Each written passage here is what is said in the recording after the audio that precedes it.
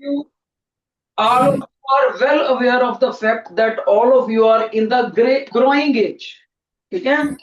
इस एज में आपका ना केवल बॉडी साइज बढ़ता है, आपकी फिजिकल स्ट्रेंथ भी बढ़ती है साथ में, right? You all are in the growing age, आपका हाइट भी बढ़ता है। कोई बच्चा मेरे को ये बता सकता है आपकी क्लास में से कि जिस एज में आप चल रहे हो, अडोलसेंस एज में, राइट, जहां पर एडोलसेंस एज कौन सा होता है? जहां पर एक बच्चे को बच्चे से किशोरा अवस्था में आते हैं। किशोरा अवस्था यानी कि यंग पर्सन। जब बच्चे से किशोर अवस्था में आता है, that is your non age, हम उसको इंग्लिश में क्या बोलेंगे, साइंस की लैंग्वेज में, अडोलसेंस। अडोलसेंस। कौन बच्चा ऐसा डेयरिंग है, ये जिसका ऑब्जर्वेशन इतना अच्छा है, जो मेरे को माइक पे आके बता सके सर अडोलसेंस एज में क्या क्या फर्क पड़ते हैं इंसान की फिजिकल स्ट्रक्चर में, चाहे वो मेल हो फीमेल हो? Is there any student? एक बच्चा, जैसे एक मैं बताता हूं आपको, जो बॉयज होते हैं उनमें हल्के हल्के ये मोस्टैचिस की जगह पर, लिप्स के ऊपर हल्के हल्के बाल आने शुरू हो जाते हैं। तो एक मैंने बताया, आप कोई और बता सकते हो बेटे? अडोलसेंस एज में ह्यूमन बॉडी में, चलो मेल की बात करते हैं, क्या फर्क पड़ता है? कोई बच्चा आवाज के टर्म्स में बोल सकता है, आवाज के टर्म्स में अडोलसेंस एज में क्या फर्क पड़ता है? एनीबॉडी?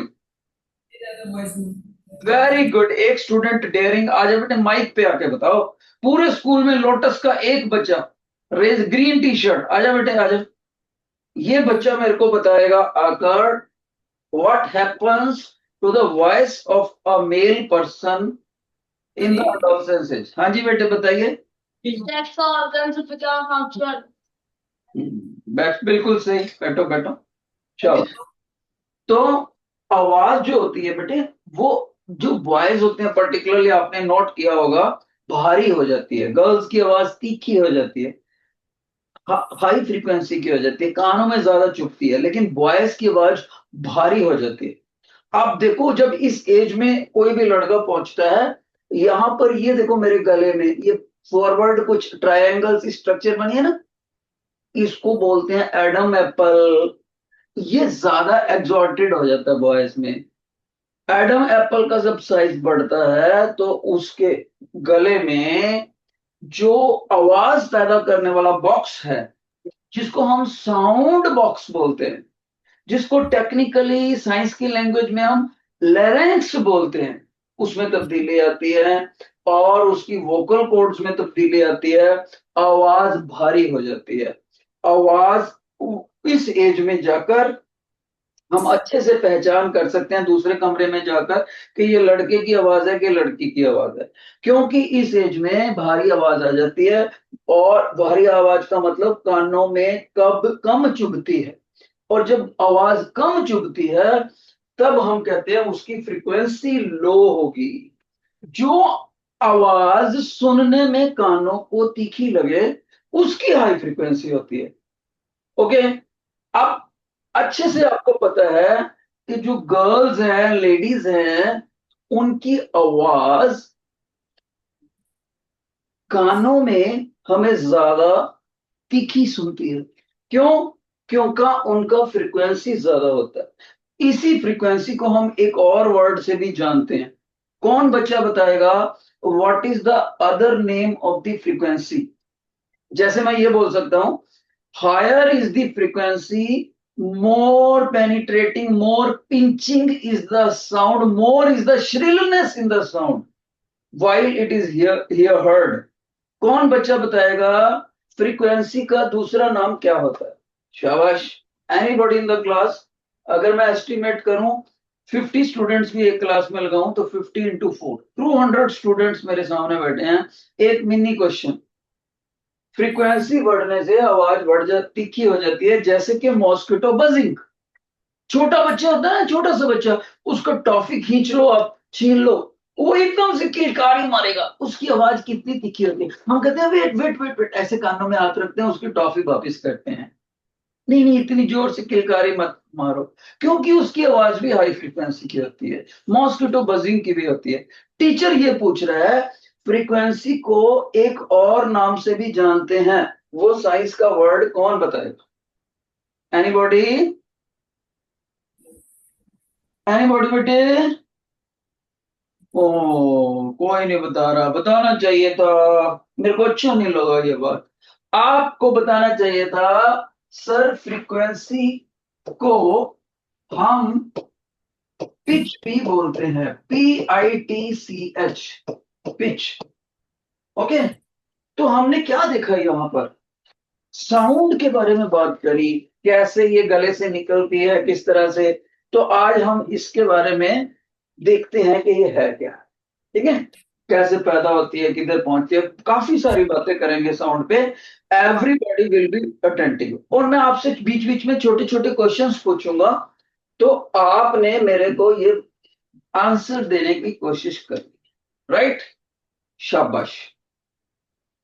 अगर मैं किसी बच्चे से पूछूं कि बेटे हीट को, लाइट को, ये जो चीजें हैं, इनको कॉमन नेम से एक लिखा जा सकता है, वो क्या है? आप बोलोगे सर वो कॉमन नेम है एनर्जी। और भी बहुत सारी एनर्जीज हो सकती है, कैसे?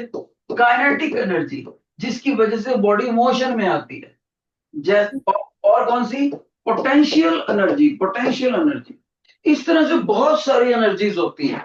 तो हमारे पास आज क्या टॉपिक? साउंड। तो साउंड, अगर मेरे से कोई बच्चा पूछ ले, सर आवाज क्या होती है, साउंड होता क्या है, तो पहले मेरे को उस बच्चे को बताना पड़ेगा, बेटे साउंड भी एक एनर्जी होती है।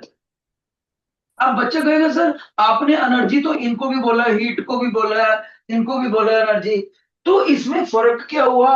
हीट वाली एनर्जी, साउंड वाली एनर्जी कैसे अलग अलग है, फर्क कैसे पता लगे? ध्यान से सुनो, साउंड एनर्जी तो है, लेकिन इसकी एक खूबी है। कौन सी खूबी है बेटे? ये जब मीडियम में ट्रेवल करती है, मीडियम में ट्रेवल करती है, तो लिसनर के कानों पर जाकर सेंसेशन ऑफ हियरिंग पैदा करती है, सेंसेशन ऑफ हियरिंग। ये एक ऐसी एनर्जी है जो किसी मीडियम से गुजरकर इंसान के कानों में लिसनिंग की सेंसेशन प्रोड्यूस करती है। ऐसा कभी हीट से नहीं हो सकता। मान लीजिए मैं अपने कान को अंगीठी के ऊपर ऐसे कर दूं, कान को अंगीठी को, तो कोई आवाज सुनाई नहीं देगी। गर्माइश तो फील होएगी हीट से, लेकिन आवाज नहीं सुनाई देगी। अगर मेरी आवाज, मेरे क्लास में बैठे हुए मान लो 10 स्टूडेंट मेरे सामने बैठे हों फिजिकली, उनको मेरी आवाज पहुंच रही है, तो कैसे पहुंचेगी? ये एक एनर्जी है जो मेरे मुंह से निकलेगी और मीडियम हवा में से जाते हुए उनके कान के पर्दों पे टकराएगी, तब कान के पर्दों में सेंसेशन ऑफ हियरिंग आएगी, राइट? तो सभी बच्चे साउंड की डेफिनेशन लिखो, एक क्वेश्चन लिखो, what is sound? What is sound?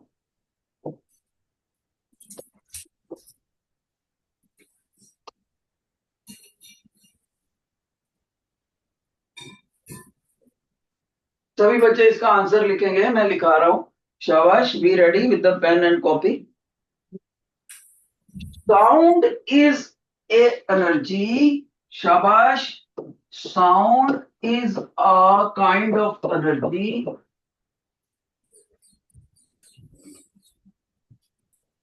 which travels, which travels in the form of, in the form of longitudinal waves, longitudinal waves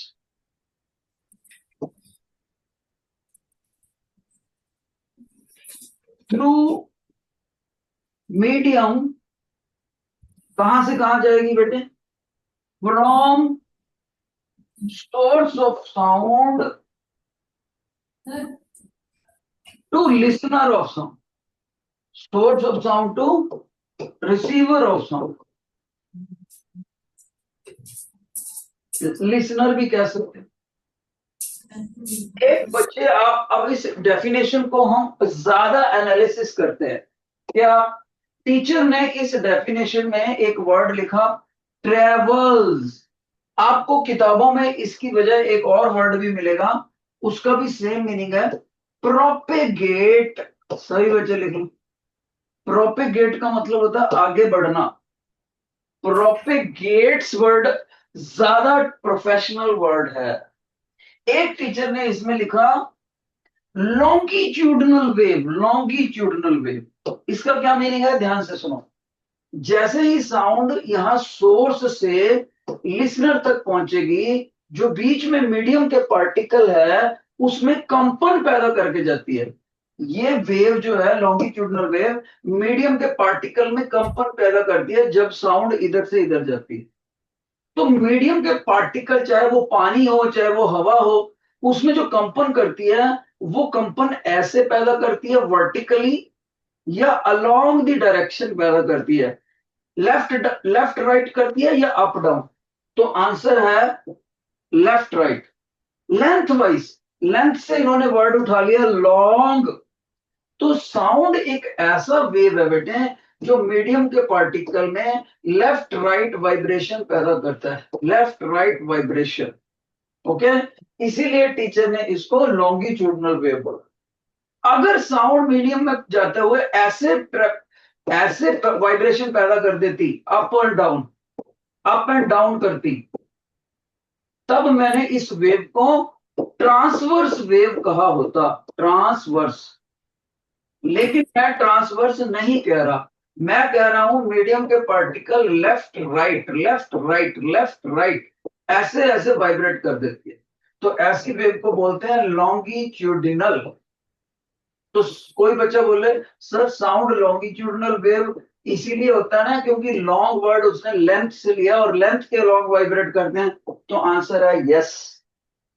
और सोर्स से एस से लिसनर तक साउंड जा रही है, तो ये जो लंबे वाला एरो है इसको भी क्या बोलते हैं, कोई आम लैंग्वेज में हम बोलेंगे आवाज की दिशा, लेकिन साइंस की लैंग्वेज में हम इसको बोलेंगे direction of propagation, direction of propagation.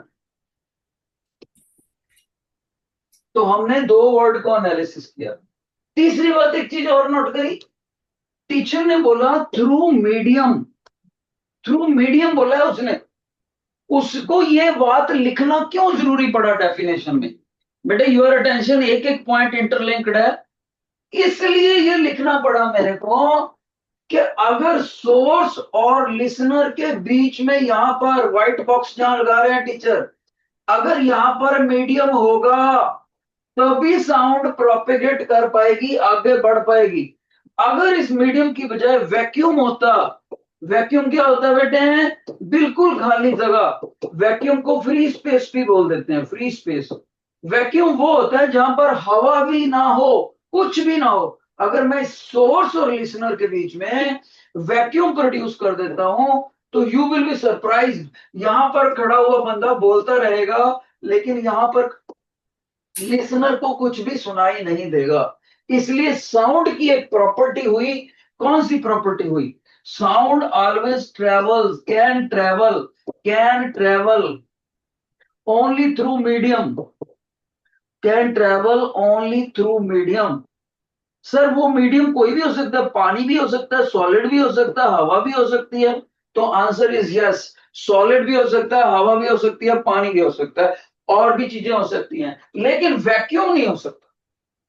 कोई लिक्विड दूसरा भी हो सकता है, वैक्यूम में साउंड नहीं ट्रेवल करती।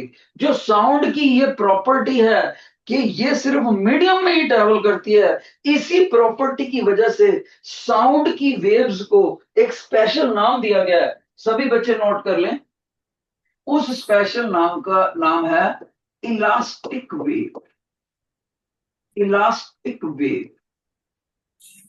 और इसी का एक दूसरा नाम है मैकेनिकल वेव। मैकेनिकल वेव यानी अगर मैं कल को आपसे पूछ लूं why do we call sound as an elastic wave, तो आपका आंसर होना चाहिए sound is such a energy whose wave can travel only through medium. It necessarily requires the presence of some medium for propagation. जरूरी तौर पर इसको medium चाहिए होता है, वरना ये साउंड आगे नहीं बढ़ पाती।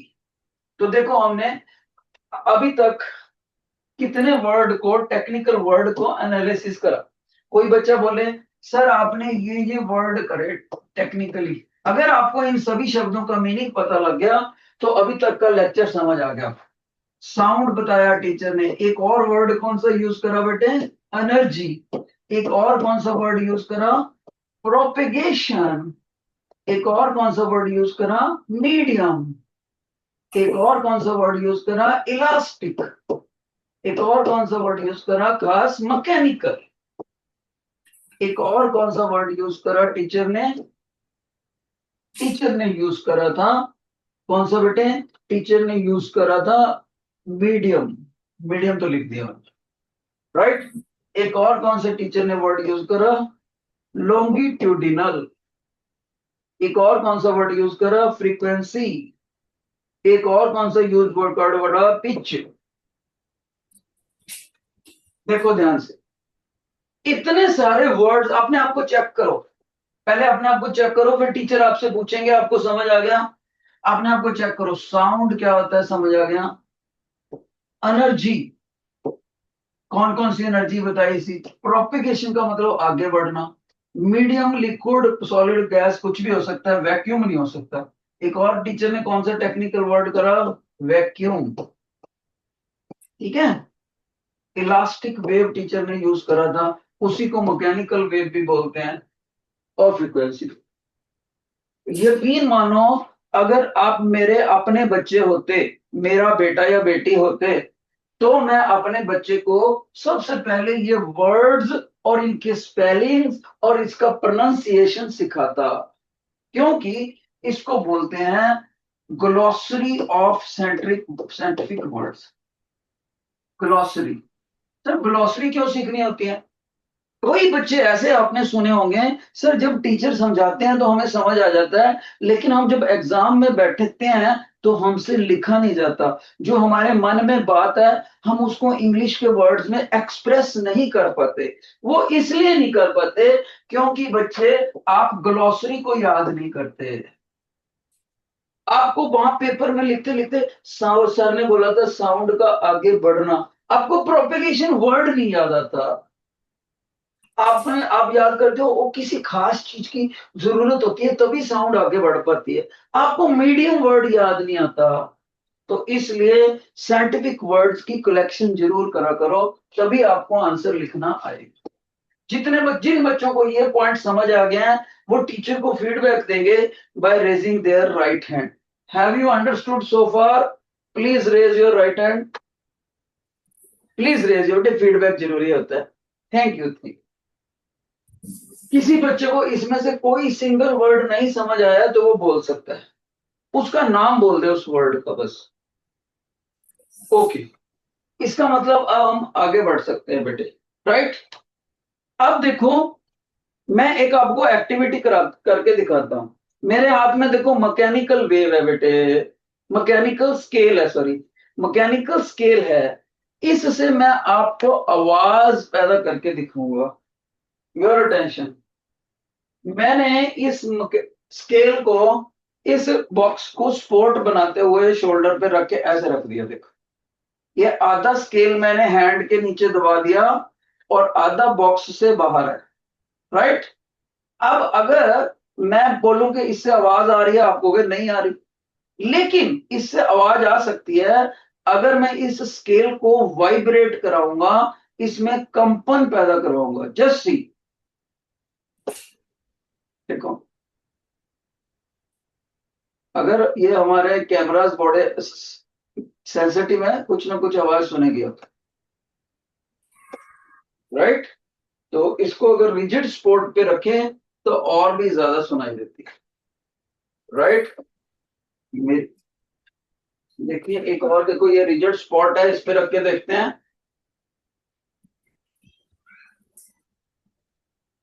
तो यहां से हमने क्या कंक्लूजन निकाला कि अगर आवाज पैदा होती है तो सोर्स के ऊपर बात करें तो क्या नेसेसरी चीजें हैं जिससे आवाज का पैदा होने के लिए चाहिए होंगी, जो चीजें। तो सभी बच्चे लिखेंगे what is the source of sound. Question, what is the source of sound.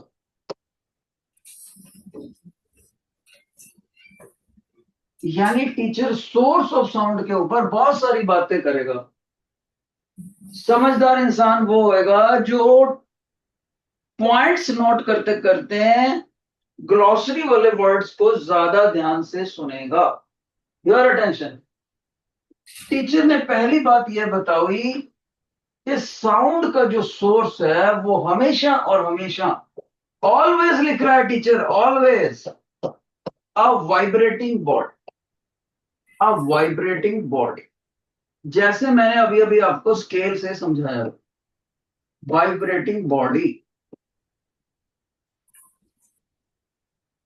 ठीक है। दूसरी बात, दूसरी बात, एक बच्चे ने मेरे से बड़ा अच्छा क्वेश्चन करा, सर अगर कांपने वाली चीज आवाज पैदा करती है तो क्या सारी कांपने वाली चीजें आवाज पैदा करेंगी? ये क्वेश्चन आपसे भी है। आपकी क्लास के बच्चे ने ही पिछले साल मेरे से क्वेश्चन करा था कि सर आपने बोला वाइब्रेटिंग बॉडीज आवाज पैदा करती है, आपने हमें एक्टिविटी भी करके दिखाई, लेकिन क्या सारी कंपन वाली चीजें आवाज पैदा करती हैं? What is your answer, yes और no? What is your take? शाबाश। उस बच्चे को आप क्या जवाब दोगे? क्या सारी कंपन करने वाली चीजें आवाज पैदा करती ही हैं या नहीं? Anybody, anybody in the 200 students नहीं बता पाए। इसका मतलब उस बच्चे का आंसर, क्वेश्चन बहुत जेन्युइन था। तो टीचर साथ में लिख रहा, देखो, but all vibrating bodies, all vibrating bodies are, vibrating body cannot produce sound। cannot कर दिया टीचर ने।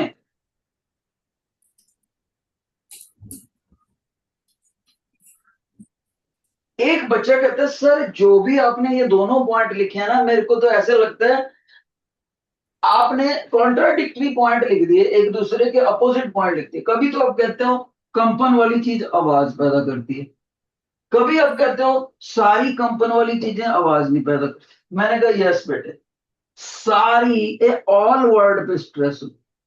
तर सर हमें कैसे पता लगेगा कौन सी आवाज पैदा करती है कंपन करने वाली चीज, कौन सी नहीं? तो उसका आंसर सुनने के लिए आपको ध्यान से सुनो।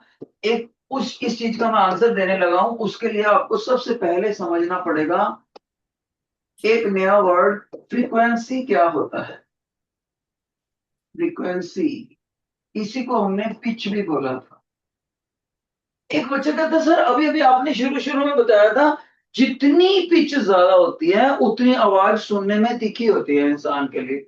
तो आपने खुद ही बताया था लेडीज की फ्रीक्वेंसी जेंट्स से ज्यादा होती है।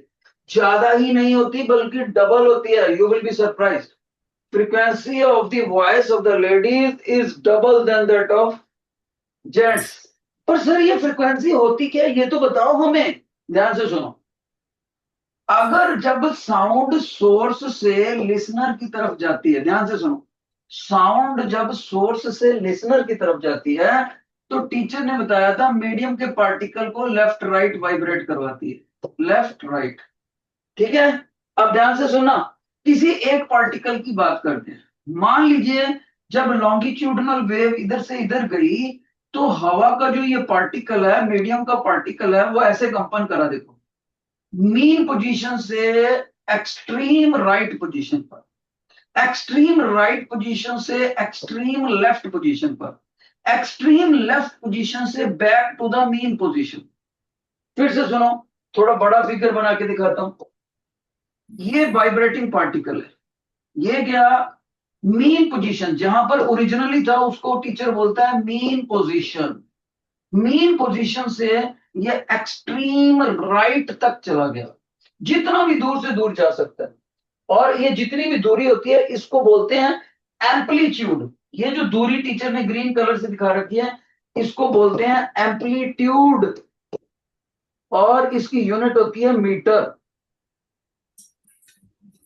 तो यहां से ये राइट साइड पर एम्पलीट्यूड तक चला गया, वहां से वापिस आया, उतना ही एम्पलीट्यूड लेफ्ट पोजीशन पर चला गया, बराबर का, जितना इधर था उतना इधर। फिर लेफ्ट पोजीशन से back to the mean position, mean position पे वापस आ गया।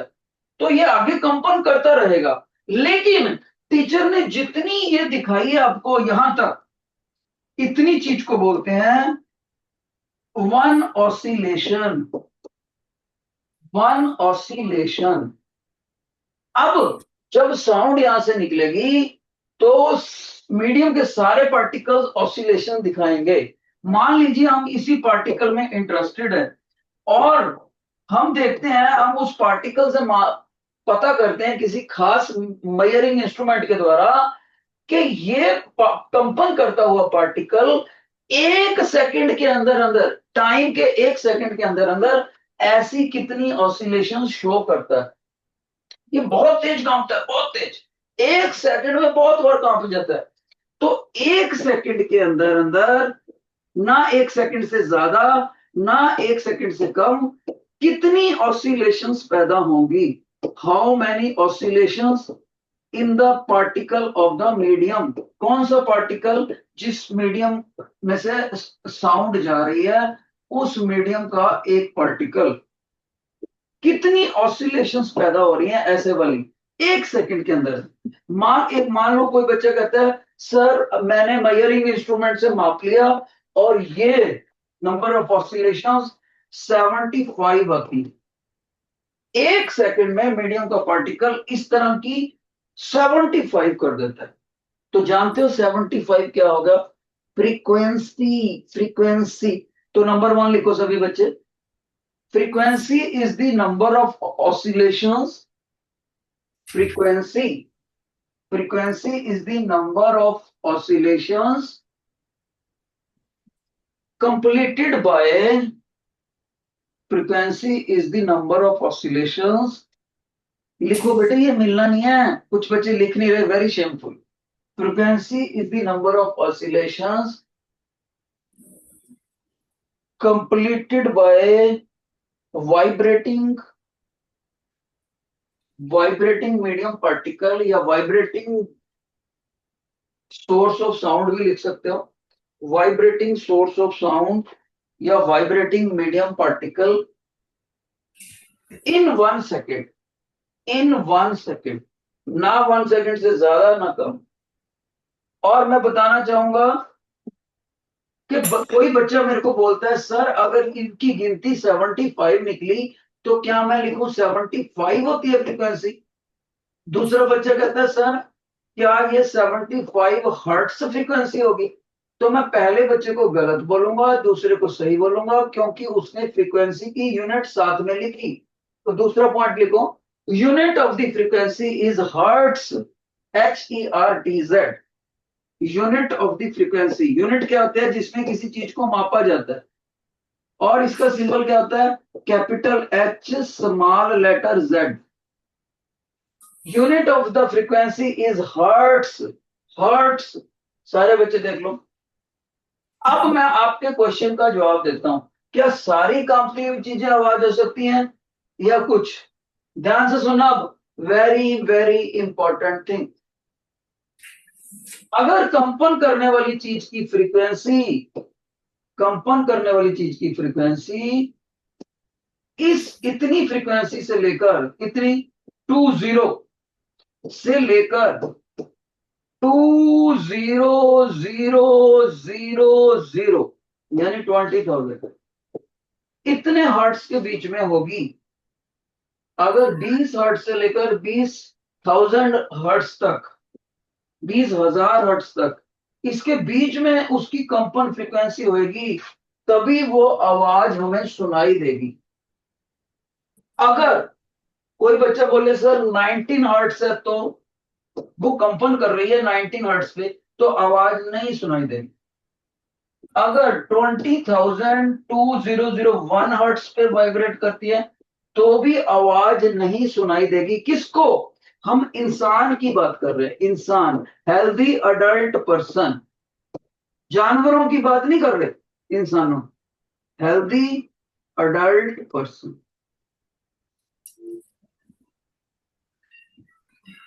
Healthy adult person. तो यहां पर कोई बच्चा मेरे को बोले सर मेरे को समझ आ गया कि आवाज जब भी पैदा होएगी तो वाइब्रेटिंग बॉडी पे होएगी, लेकिन शर्त यह है कि उस वाइब्रेटिंग बॉडी की फ्रीक्वेंसी की जो रेंज है वो 20 हर्ट्ज से लेकर 20 किलो हर्ट्ज तक। देखो इसको लिख सकते हैं, 3 जीरो कम कर दो तो किलो हर्ट्ज लिखना पड़ेगा, किलो हर्ट्ज तक होगी। अगर इसके अंदर अंदर हुई तो सुनाई देगी। तो कल को आपसे पूछता है पेपर में, what is audio frequency for the human age, लिख लो, सभी बच्चे लिखो, audio frequency range for the humans, audio frequency range for, और देखो देखो बेटे, for healthy adult, healthy healthy adult, ये जवान हो चुका है बंदा, ह्यूमन बीइंग, चाहे वो मेल हो चाहे फीमेल हो। तो कितनी होती है बेटे वो, सभी बच्चे याद रखेंगे, 20 हर्ट्ज से लेकर 20,000 हर्ट्ज। इसके बाहर की फ्रीक्वेंसी आपको नहीं सुनाई देती। अब हम देखते हैं कि जो भी टीचर ने अभी अभी बोला उसमें क्या क्या टेक्निकल वर्ड उन्होंने यूज करे। टीचर ने अपने बच्चों को समझाने के लिए एक वर्ड यूज करा वैक्यूम, एक उन्होंने यूज करा फ्रीक्वेंसी, एक उन्होंने यूज करा ऑडियो रेंज, एक उन्होंने यूज करा एम्पलीट्यूड, एक उन्होंने यूज करा हर्ट्स, एक उन्होंने यूज करा, कौन सा यूज करा बेटे, वाइब्रेटिंग बॉडी।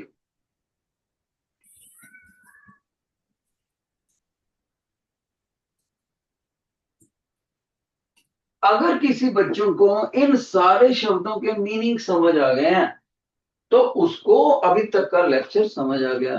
अब टीचर आपसे पूछता है, आप सोच के बताओ, अभी अभी हमने इन शब्दों पे बात करी, एक और वर्ड भी यूज करा था टेक्निकल टीचर ने, कौन सा, ऑसिलेशन, ऑसिलेशन।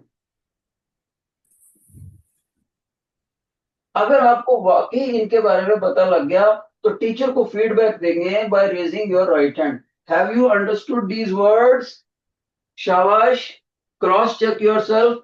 अगर यस तो आपके बेटे हाथ खड़ा होने चाहिए, बहुत अच्छे बहुत अच्छे बहुत अच्छे।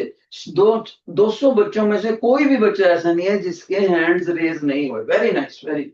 इसका मतलब है बहुत ही डिसिप्लिन्ड बच्चे हैं और बहुत ही अच्छे ब्रेन वाले बच्चे हैं। और स्कूल की भी तारीफ करनी पड़ेगी कि कितने ध्यान से सुन रहे हैं।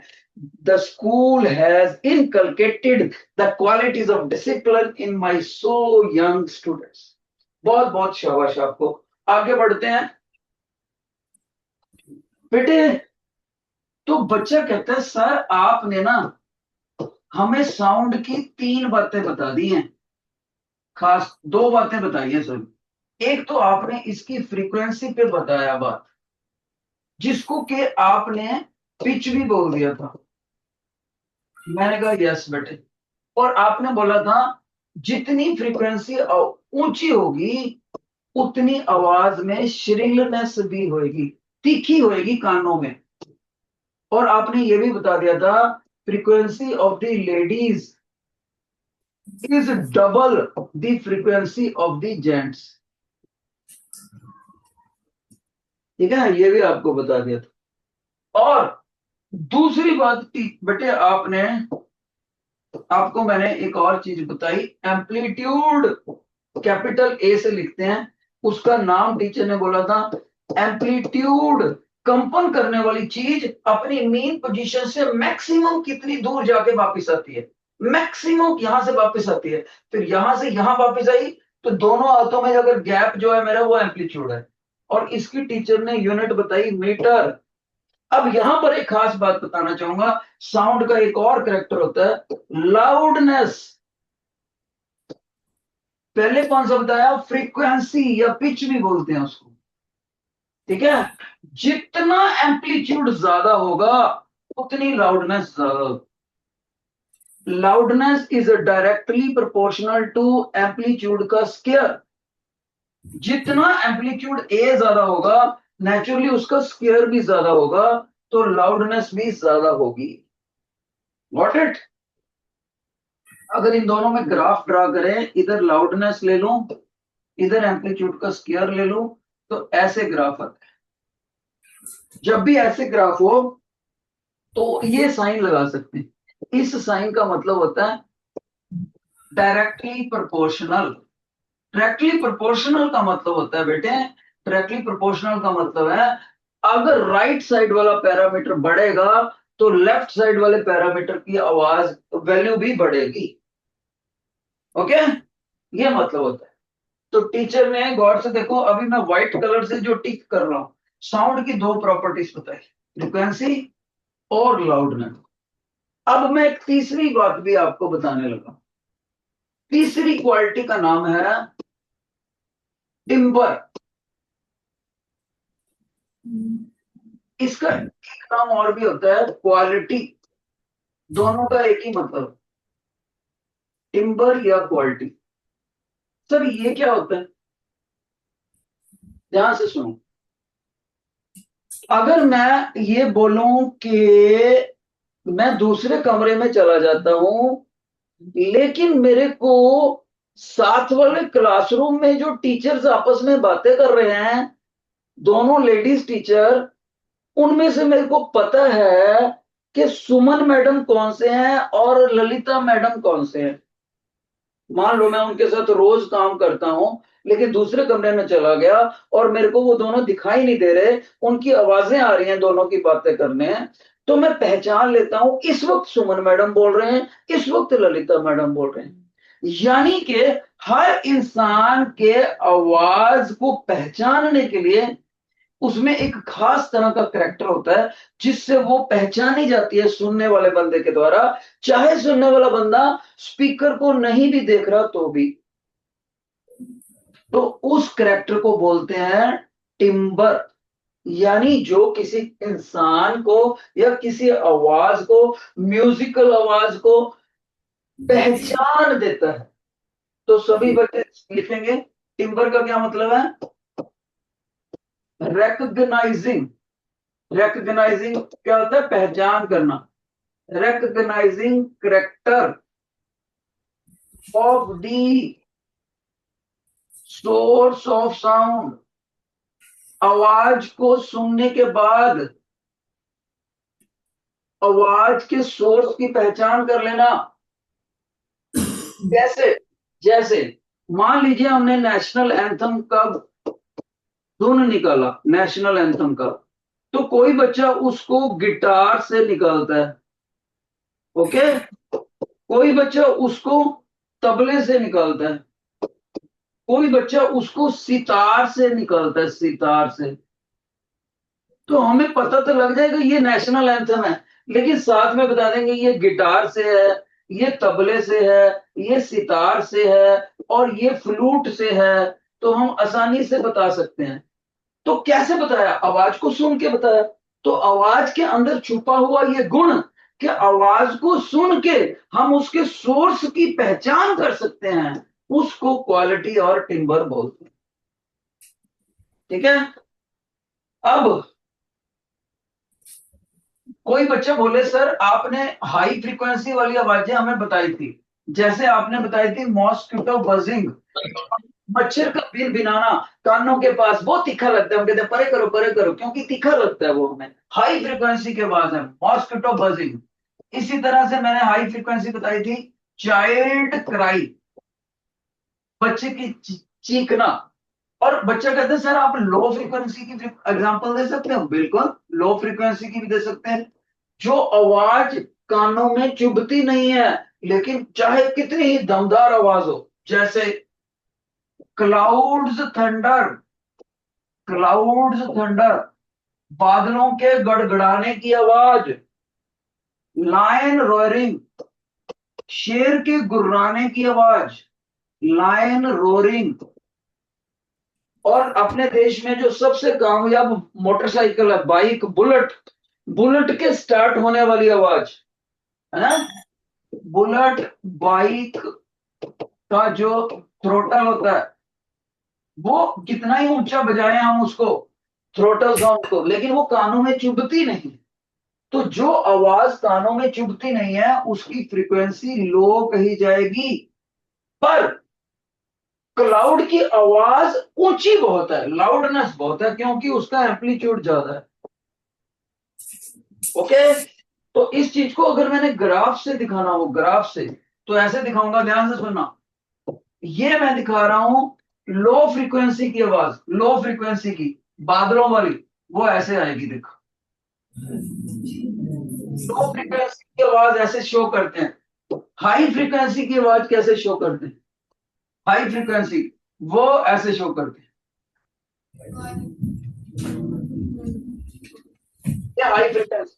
तो आपने देखा इसमें नंबर ऑफ साइकिल्स ज्यादा दिखा है, इसमें कम। ये कौन सी एग्जांपल हो सकती है, चाइल्ड की कराई की आवाज। ये कौन सी आवाज हो सकती है, क्लाउड की। ये तो थी फ्रीक्वेंसी में कौन सी तीखी कौन सी नहीं। अब ऊंची नीची आवाज, मान लीजिए ये ऊपर मैं दिखा रहा हूं बुलेट मोटरसाइकिल के स्टार्ट होने की आवाज, बुलेट मोटरसाइकिल, और नीचे मैं आपको दिखा रहा हूं क्लाउड के थंडर की आवाज। ये इसमें इतना एम्पलीट्यूड है, देखो जितना भी ऊंचा जाए उसको एम्पलीट्यूड बोलते हैं। और जब क्लाउड की बात करूं, ये बाइक की बोली मैंने, और क्लाउड की थंडर की बात करूं, तो क्लाउड की थंडर मोटरसाइकिल की आवाज से तो बहुत ऊंची होती है, तो उसका एम्पलीट्यूड ज्यादा हाइट तक लेके जाना पड़ेगा। जिसमें ये हाइट एम्पलीट्यूड ज्यादा हो जाए, ए डैश इज ग्रेटर देन ए, तो इसमें आप कहोगे मोर लाउडनेस, मोर लाउडनेस।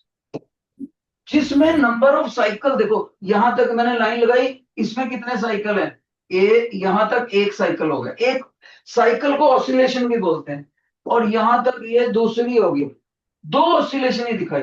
और इसमें देखो एक ऑसिलेशन, दूसरी ऑसिलेशन, तीसरी ऑसिलेशन, यानी ज्यादा है इसमें।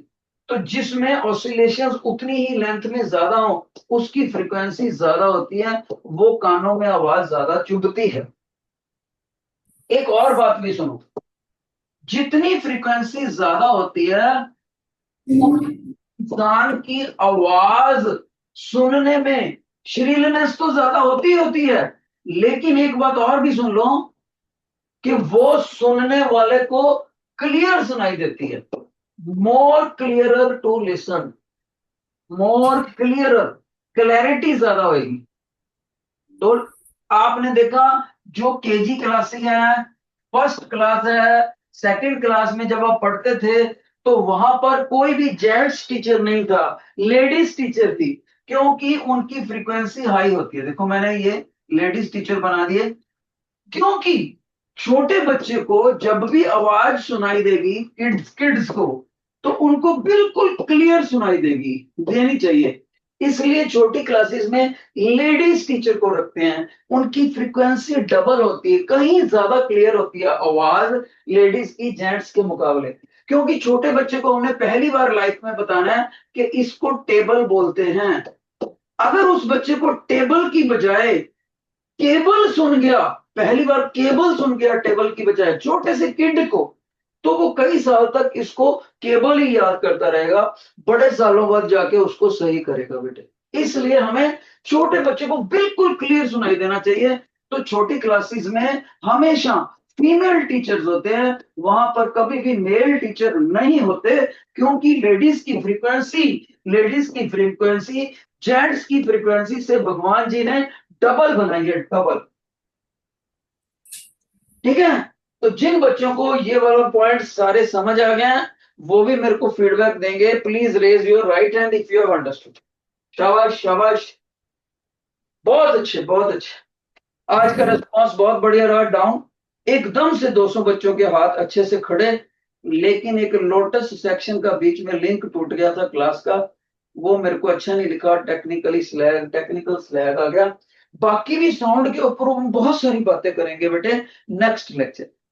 आप चाहते हो ना साउंड, जो बच्चा चाहता है सर साउंड के बारे में और चीजें भी बताओ, वो मेरे को रेज योर हैंड एक बार बताओ, जिसके मन में इच्छा है सर और भी सारी चीजें बताओ साउंड। शाबाश। तो बहुत से बच्चे क्यूरियस है, मैं देख रहा हूं। नेक्स्ट लेक्चर्स में हम साउंड के बारे में और बहुत सारी बातें। Bye bye, thank you.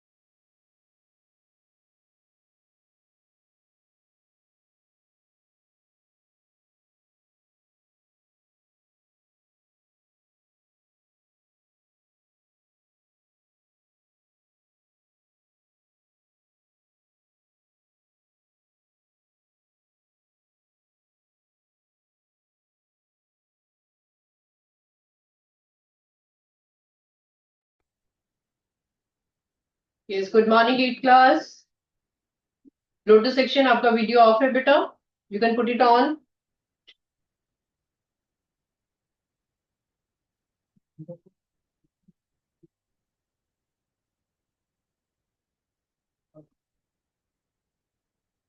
Lotus section, your video is not working, beta. Can you hear me? Okay, rest of the children, please take out your module of percentage and its applications. We were doing module 2 last time, if you remember. हमने थोड़े questions किए थे mark price के, SP and discount के. Quickly formula revise कर लो इसके. We wrote the relation between mark price, sale, SP, discount. We wrote discount percent. What is that? Okay, from daffodil section, roll number 13. Come forward. Daffodil section. Very good, beta. Can you tell me the relation between mic on karo? Can you tell me the relation between mark price, SP and discount? Mark price, SP and discount. क्या relation होता है इनका आपस में? Formula क्या होता है?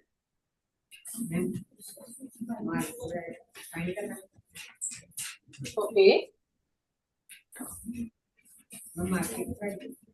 हाँ, market price, yes. Market price is MP. Last time हमने ये दिखाया था and you have done it in class also.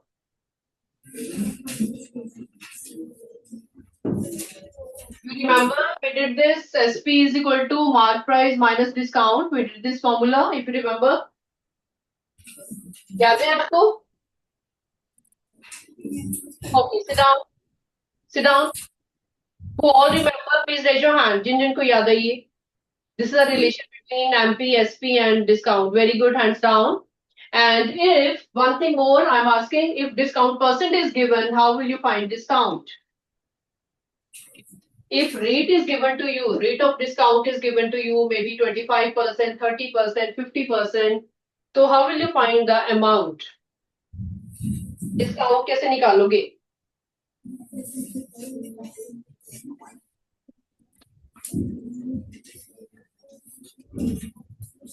You did this discount percent is equal to discount by MP into 100.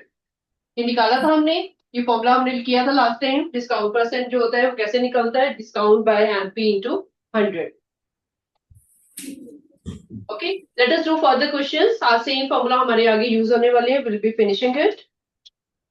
Question number 6 of your module. Question number 5 तक हमने किए थे last time. Let us do question number 6. An article marked at 10% more than its cost price. When I'm reading the question, you also seen the module. You have to read the question 2 times. An article marked at 10% more than its cost price. So marked price क्या चीज है? One thing is given to you. It is 10% more than cost price. CP से 10% ज्यादा है. इसका मतलब CP आपको पता होनी चाहिए. ठीक है. One thing more is given here. Discount of 10%. Discount percent. Rate of discount is given to you 10. They are asking which is true from the following. Options में आपको दिया हुआ है कि 1% प्रॉफिट होता है, या फिर 1% लॉस होता है, या फिर कोई प्रॉफिट कोई लॉस कुछ भी नहीं होता. You have to see that. This is an important question and थोड़ा सा डिफिकल्ट भी है, इसलिए I am telling you how to do. इन क्वेश्चंस में जब आपको ये दिया हुआ है कि मार्क प्राइस डायरेक्टली नहीं दी हुई है, कोई भी वैल्यू, कोई रुपीस में आपको नहीं बताया गया व्हाट इज मार्क प्राइस, आपको रिलेशन बताया गया है कि mark price is 10% more than CP. तो सीपी को वी विल सपोज. ठीक है. Let CP be ₹100.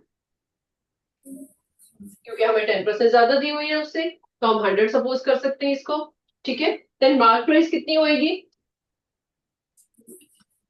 10% more. 10% more of CP. क्या मतलब हुआ इसका? कि 100 तो पहले से ही है, कि 10% ऑफ 100 प्लस कितनी हमारे पास सीपी है उसकी 10% मोर. ठीक है. प्लीज कैलकुलेट करो इसको. मार्क प्राइस हमारे पास कितनी होगी? 10% ऑफ 100 प्लस 100. तो it will be 10 by 100 of 100 plus 100. Take it out. How much it is coming? Please 110. Mark price आपके पास आ गई 110. अब आपका क्वेश्चन सिंपल बन जाएगा because you have come to know the amount. You have come to know the rupees. ठीक है. Mark price आपके पास आ चुकी है. डिस्काउंट परसेंट आपको गिवन है तो डिस्काउंट निकाल सकते हो. डिस्काउंट को भी रुपीस में निकालो. It is 10%. 10% of MP by 10 by 100 into MP कितना है आपके पास? 110. डिस्काउंट की मनी भी निकाल लो. कैलकुलेशन अपने आप करो. ये थोड़ा सा मुश्किल क्वेश्चन है. I am telling you how to do. Discount is coming out to be rupees में आपके पास आ चुका है. It is 11 rupees. Yeah, Lotus section has just joined. Lotus section, please put on video, beta.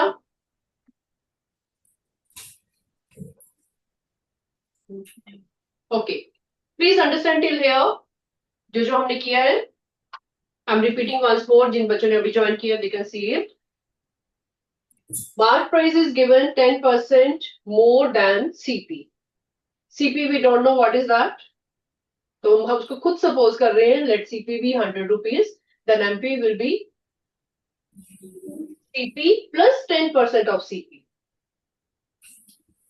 That is 10% of 100 plus 100. जब हमने calculate किया, it is coming out to be 110 rupees. ये रुपीज आपकी MP आ चुकी है. Discount percent is given to you. Discount percent हमेशा MP के ऊपर होता है, तो हमारा आ गया 10% of MP. It is also coming in rupees 11. जब आपके पास MP पता है और डिस्काउंट पता है, what you can find? You can find SP. ठीक है, SP निकालो. SP is equal to mark price minus discount. Calculate करो इसको. फॉर्मूला आपको पता है.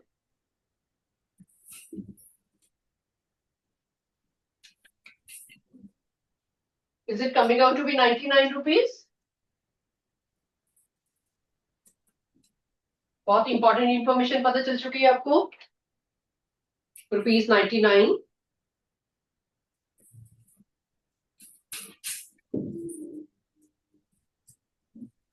Okay, till here anything you want to ask? क्योंकि अभी हम we are approaching the answer. Options में आपको दिया हुआ है कि लॉस है या प्रॉफिट है. ठीक है, तो लॉस एंड प्रॉफिट देखने के लिए व्हाट डू वी सी? वही पुराना वाला फॉर्मूला जो आपने 7th में किया हुआ है, 6th में किया हुआ है. That is you check for कि प्रॉफिट कब होगा when SP is greater than CP, और लॉस कब होगा when CP is greater than SP. यही करते हो ना, ये दो फॉर्मूले आपके यूज होते हैं बार बार. This is the same formula which you are reading in every class. Fine. The profit or loss देखने के लिए you have to check for CP and SP. CP आपके पास 100 rupees है, SP आपके पास 99 rupees है. So it will be what? Profit or loss? Loss. It is very clear. SP is smaller. You can say SP is smaller than CP. It means it implies loss is equal to rupee. कितना रुपये आ रहे हैं आपके पास? 100 minus 99 ₹1. ₹1 का आपको loss हो रहा है. रुपीज में आपका आंसर आया, लेकिन आपकी ऑप्शंस तो परसेंटेज में है. Okay, let us find the percentage now. Loss you have found in rupees. Let us find the percentage now, because loss percent निकालने के लिए लॉस परसेंट का फॉर्मूला क्या होता है? L/CP into 100. फर्स्ट डे हमने ये सारे फॉर्मूला लिखे थे. प्लीज अप्लाई करो ये formula. Loss percent, loss by CP into 100, that is 1/100 into 100. It is coming out to be 1%. 1% loss. ठीक है, तो कौन सी ऑप्शन मैच कर रही है बेटा? Class B option. Clearly, you have to check the options बेटा. अगर आपको नॉर्मल आंसर पूछा जा रहा है कि what is the loss, then you leave the question there.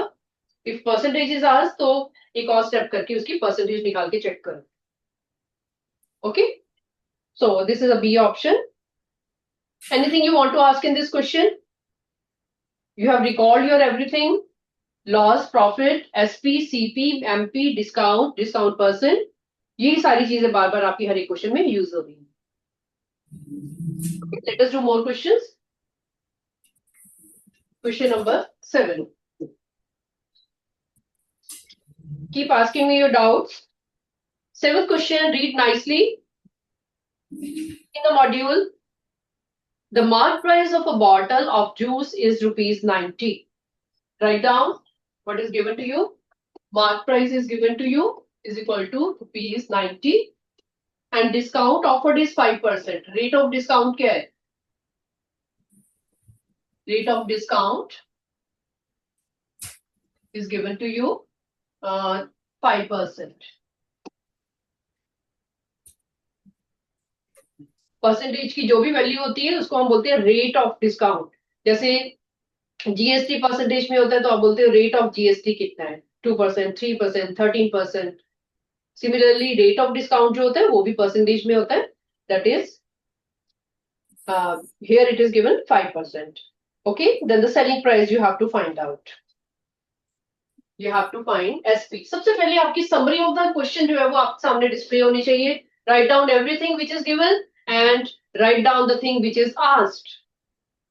सारी चीजें अपनी सामने लिख लो ताकि बार बार आपको क्वेश्चन ना पढ़ना पड़े. मॉड्यूल में बार बार आपको देखने की जरूरत नहीं है. ओके, सेम फॉर्मूला पुराना जो आप हर एक क्वेश्चन में लगाते आ रहे हो. यू नो इट, यही फॉर्मूला लगेगा. But before putting this formula, what to find out. क्या आपको सारी वैल्यूज दी हुई है, डायरेक्टली इस पे पुट कर दोगे या उससे पहले कुछ निकालना पड़ेगा? Sulphur section,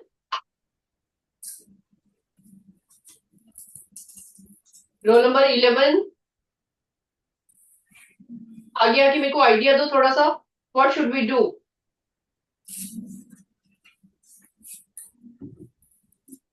how to start the question?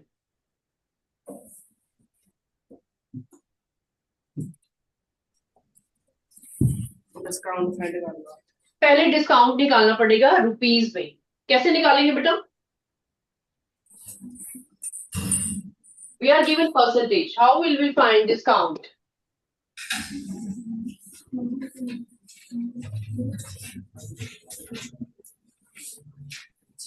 We are found in many questions. काफी questions में हम ये कर रहे हैं बार बार. discount MP multiplied. Very good. Discount is equal to.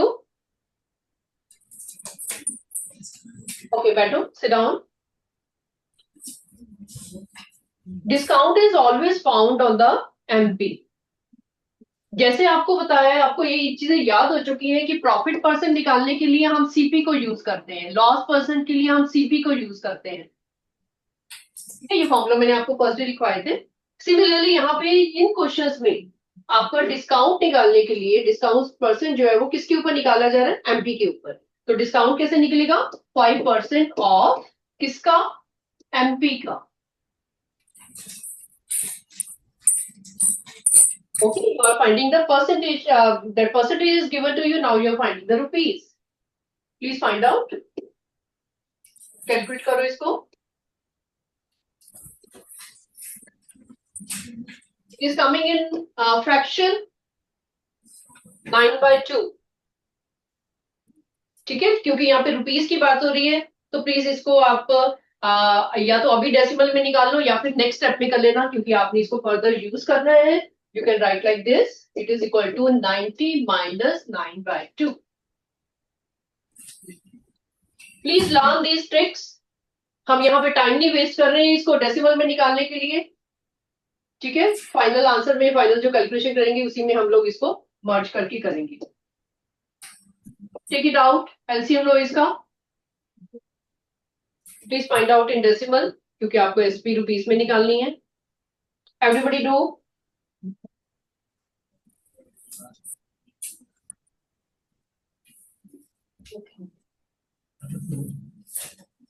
Options आपको दी हुई है, लेकिन पहले अपनी कैलकुलेशन पे फोकस करो.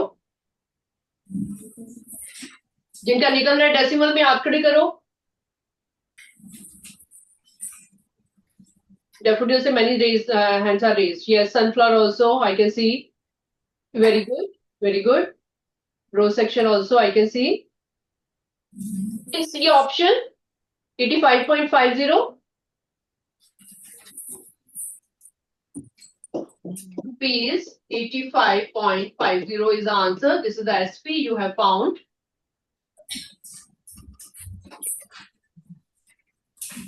आपकी ऑप्शन कौन सी आ रही है इसमें? C option. C option is matching. ठीक है बेटे, कैलकुलेशन में you have to be fast and accurate also. जब आप क्वेश्चन सॉल्व करते हो कंप्लीट क्वेश्चन सॉल्व किया करो at home also. You will B master of your calculation. ठीक है, आपको डील करना आना चाहिए कि फ्रैक्शन का क्वेश्चन है कैसे करना है, डेसिमल का है तो कैसे करना है, कभी एलसीएम ले कुछ करना है. ओके, नेक्स्ट क्वेश्चन बेटा. 8th question is a TV with marked price is given to you 16,000 is available on 15% off. Off means what? What is that? Discount, ठीक है, आपको ऑफ दिया हुआ है, कभी कभी आप बैनर्स पे पढ़ते हो 50% ऑफ, शूज पे सेल लगी हुई है 50% ऑफ, कभी कभी लिखा होता है sale 50% discount, so it is off and discount are same. Then you have to find the selling price. Question number 8 is exactly same as question number 7. All the same things are given to you. MP is given to you. Discount percent is given to you. You have to find SP. Please try it yourself. I'm giving you for homework. ठीक है, इसका मैं hint बता रही हूँ, आपको A option आएगी इसमें ₹13,600, इसको घर पे निकालना, सेम एज क्वेश्चन नंबर 7. ठीक है, try it, नहीं निकलेगा you can ask me next time. Same steps you are following like 7 only.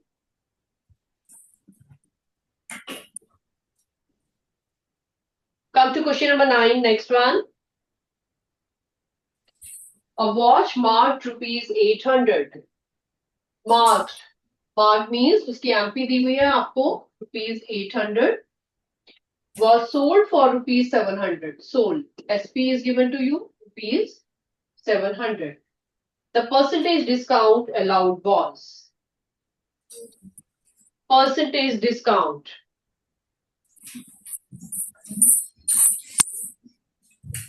Start doing yourself. जिनको समझ आ रहा है please start doing.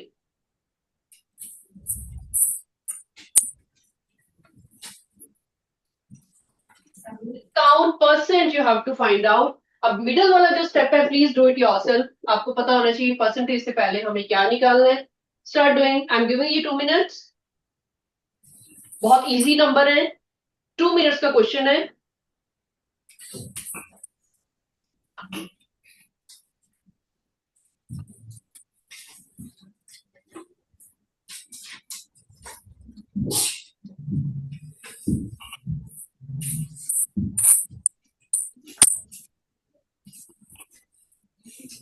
जिनका आंसर बी ऑप्शन आएगी रेज योर हैंड.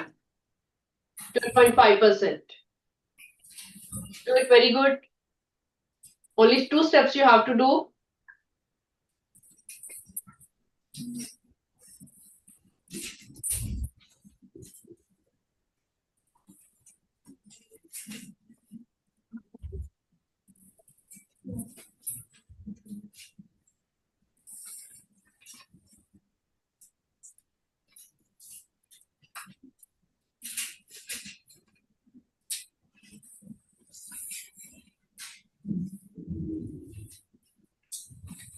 डिस्काउंट निकलेगा, उसके बाद उसका परसेंटेज निकलेगा.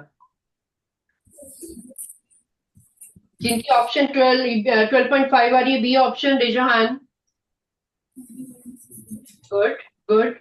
Very nice. Daffodil many have done. Sunflower many have done. So rose section very good. Very good. You found this question as easy, right? पहले discount निकाला आपने, फिर डिस्काउंट परसेंट निकाली. बी ऑप्शन आ रही है इसकी 12.5. Wonderful. You have understood. 12.5%. Repetition हो रही है, चीजों की रेपिटेशन हो रही है, एवरी क्वेश्चन में. Sometime SP is missing, sometime MP is missing, sometime discount percent, sometime only discount. ठीक है, आपको पता चल चुका है किसको कहां पे पुट करना है हमने और सॉल्व करना है. That was all about MP, SP, discount and discount percent. Now we are moving to GST. थोड़े से क्वेश्चन अभी GST की करेंगे. Next question is question number 10. It is given to you.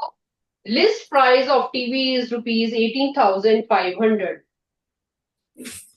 List price means, of course, ये उसके tag के ऊपर लिखा हुआ है. That is MP only. ₹18,500. आप बीच में कॉमा अपने आप लगा सकते हो. Because this is a big number. You have learned in small classes कि we represent the bigger number by putting commas. So list price of TV is given to you. That was the price which was on the tag at the shop. Shop के ऊपर जो display हुआ था item, that was the cost which is called MP of the article. Okay, MP is 18,500 and 18% GST is to be charged. Rate of GST. Table बना लो अपना. Rate of GST आपको दिया हुआ है 18%. Nothing should be missed from here. That's why you are making your summary of the question. Then the amount to be paid is what? Amount to be paid. Paid amount you have to find out. तो last time हमने बात की थी कि shopkeeper के पास जो MP होती है, जो भी आपके पास प्राइस होती है, उसके ऊपर वो डिस्काउंट देता है, फिर उसको सेलिंग करता है, सेल करके जब वो सेल करता है उसमें क्या करता है, वो जीएसटी रेट लगाता है.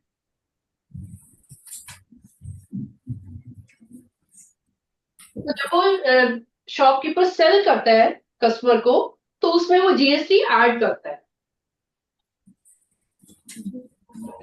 तो this is the amount he will the customer has to pay. ये अमाउंट हमें शॉपकीपर को पे करनी पड़ेगी. एक वो प्राइस जो शॉपकीपर ने बताई आफ्टर डिस्काउंट और before discount. It not necessary कि डिस्काउंट होगा उस पे. It is not necessary. हमारा पर्पस है कि शॉपकीपर ने में कितने में बेची और कितना हमने जीएसटी परसेंट उसके ऊपर एक्स्ट्रा दिया. राइट. तो ये चीजें हमें, दो चीजें इसमें गिवन है. You can see very well कि जीएसटी की हमें परसेंटेज गिवन है. हमने ये बतानी है कि जीएसटी अमाउंट ऑफ जीएसटी पहले तो फाइंड आउट करो. अमाउंट ऑफ जीएसटी कितने रुपीस हमने शॉपकीपर को एक्स्ट्रा पे किए. जैसे आप डिस्काउंट परसेंट से डिस्काउंट की मनी निकालते हो, रुपीस में निकालते हो, वैसे हमें जीएसटी भी हमें रुपीस में निकालनी पड़ेगी. So that is what 18% of amount of GST will be 18% of list price, जो कि शॉपकीपर की अपनी प्राइस थी. प्लीज इसको निकालो, कैलकुलेट करो. 18/100 into 18,500.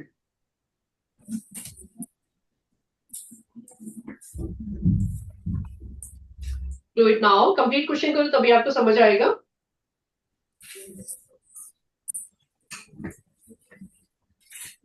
सिंपल है, आपको सिंपल मल्टीप्लाई करना है. I am getting 3,330 rupees. You also check it. क्या सेम आंसर आ रहा है आपका? Yes, very good. So we are checking कि हमें पे कितना करना है. कितनी अमाउंट हमने पे करनी है शॉपकीपर को. पेड अमाउंट कितनी है? Paid amount will be the list price plus 3,330. इतनी मनी हमें शॉपकीपर को देनी पड़ेगी,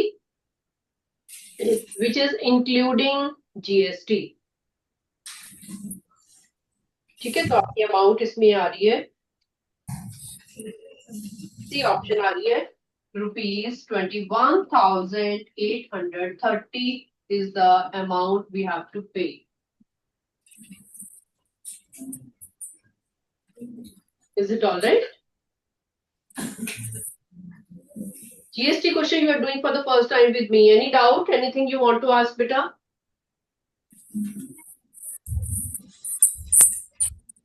Please remember one thing.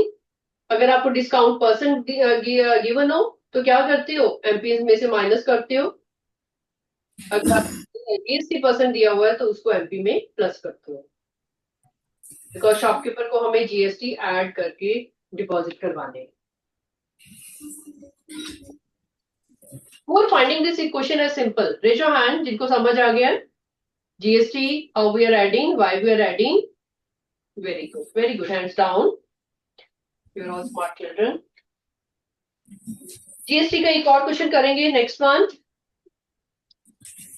Given David purchased a pair of shoes for ₹441 including GST.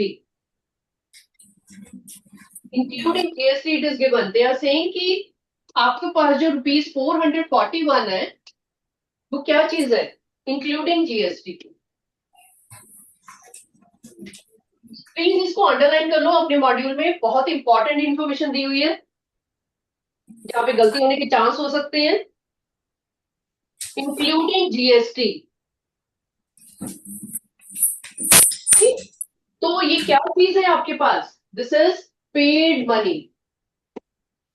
Money जो है वो आपको दी हुई है 441 इंक्लूडिंग जीएसटी आपकी पेड मनी है जो आपने शॉपकीपर को दी. If the sale price of shoes is 420, selling price is given to you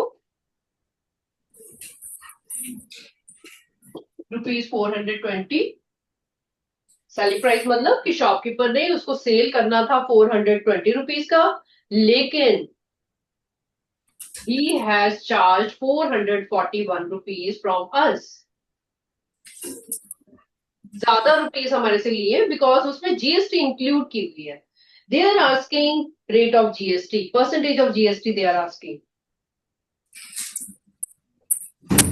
GST percentage you have to find out which is rate of GST, जिसको हम बोलते हैं रेट ऑफ जीएसटी.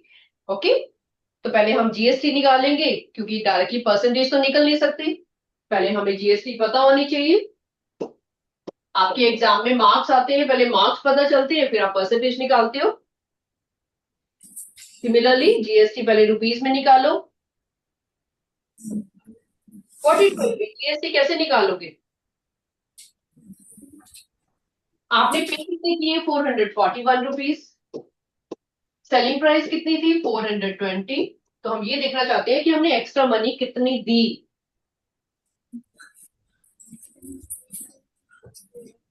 राइट, तो rupees हमारे पास आ रहे हैं 21 rupees we paid extra to the shopkeeper. But हमें निकालनी है इसकी परसेंटेज. तो हम कैसे निकालेंगे जीएसटी परसेंट? 21 आउट ऑफ किससे हमने एक्स्ट्रा दिए? उसकी सेलिंग प्राइस से. 420 से 420 इंटू 100%. अपनी परसेंटेज मार्क्स की ऐसे ही निकालती हो ना. अगर किसी के मान लो 78 मार्क्स आए out of 80, you find the percentage like this 78 out of 80 into 100%. तो आपको परसेंटेज ऑफ मार्क्स पता चल जाते हैं कितने परसेंट हमारे मार्क्स आए. Same way is here. GST 21 rupees extra आपने दिए शॉपकीपर को. एक्चुअल मनी कितनी, ओरिजिनल मनी कितनी थी 420. परसेंटेज निकाल ली. Very good. Sunflower section, roll number 20. Please calculate and tell मी.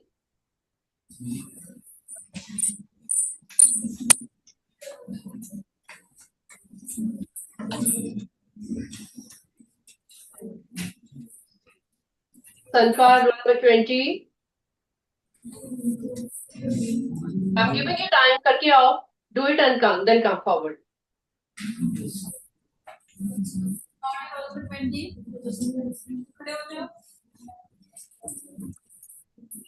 कोई doubt है? Then also you can ask him, बेटा.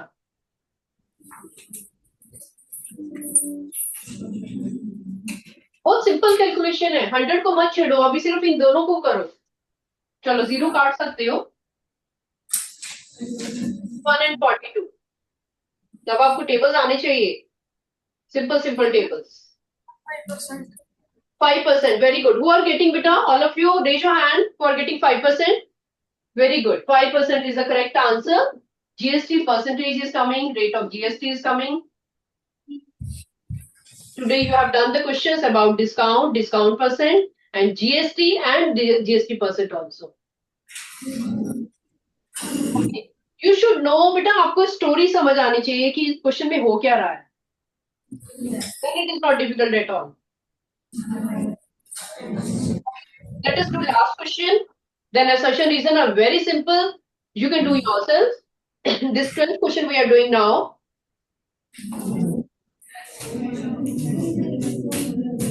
Don't move. I will take you 2 minutes more. Don't move, beta. I know your time is going to up. Let us do this last question, then your concept will be very much clear. 5% GST is charged on a bill of rupees 440. 450. You know list price आपको दिया हुआ था.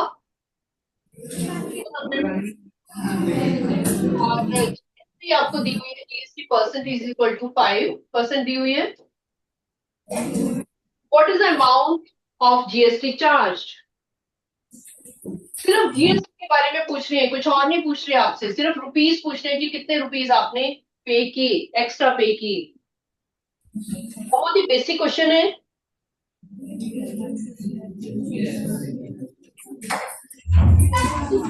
List price आपको 450 था. ठीक है, 450 पे 5% GST लगा, आपने एक्स्ट्रा पे किया, तो कितनी मनी आपने एक्स्ट्रा पे की, that you have to find out.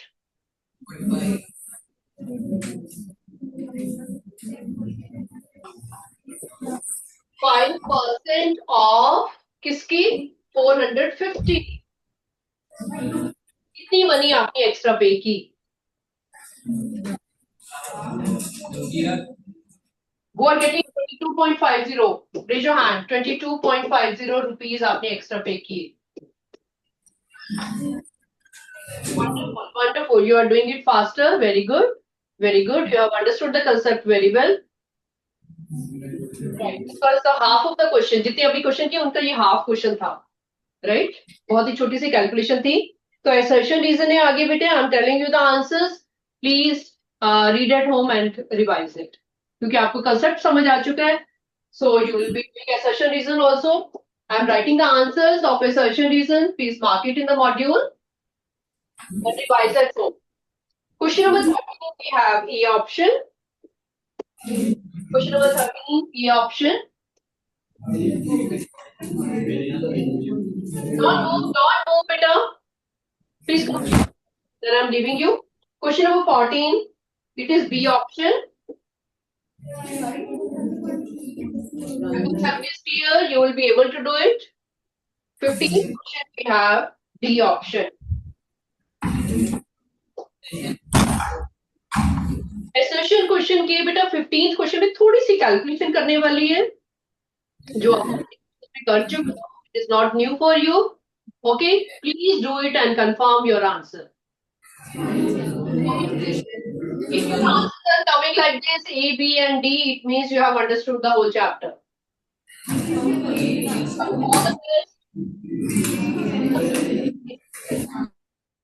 Okay, bye, beta.